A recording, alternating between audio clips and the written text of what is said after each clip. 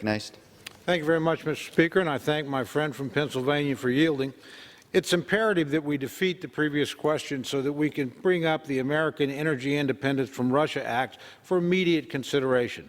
Mr. Speaker, last week Vladimir Putin sent shockwaves around the world by launching a full-scale invasion of Ukraine.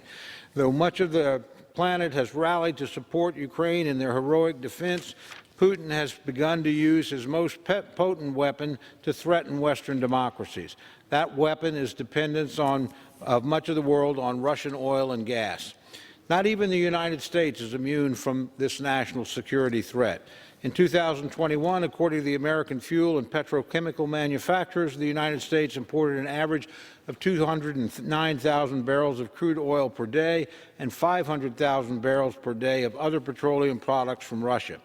It's unconscionable that we are still this reliant on imports from authoritarian countries like Russia. This reliance on bad actors for our energy supply needs poses a clear and present danger to the security of the United States, just as it poses a threat to the security of Western and Central Europe.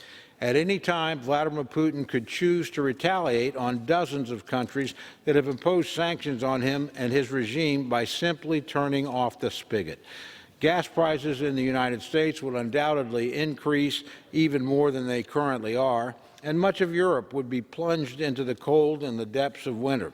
That's a potent leverage for a dictator like Putin to have. We must counter this by restoring America's energy independence and helping our friends and allies to do the same.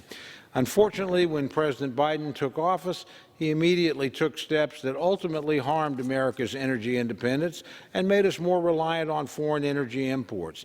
That included his decisions to cancel the Keystone XL pipeline, which was expected to transport 830,000 barrels of oil every day, and his decision to impose a moratorium on new oil and gas leasing on federal lands, including in my home state of Oklahoma. President Biden's actions have made America less energy secure and more vulnerable to foreign threats. That's why we need the American Energy Independence from Russia Act more than ever. This bill would immediately approve the Keystone XL pipeline, would restart oil and gas leasing on federal lands and waters, and would expand liquid natural gas exports at a time when Europe needs them the most.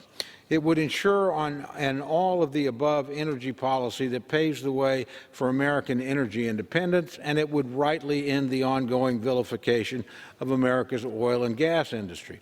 Mr. Speaker, this bill is simply common sense. With one bill, we can open up new sources of energy, we can reduce or eliminate imports of foreign sources of energy, and above all, by advancing this bill, we can improve the security of the United States and weaken Vladimir Putin's most potent weapon in one fell swoop. Thank you, Mr. Speaker. I yield back the balance of my time.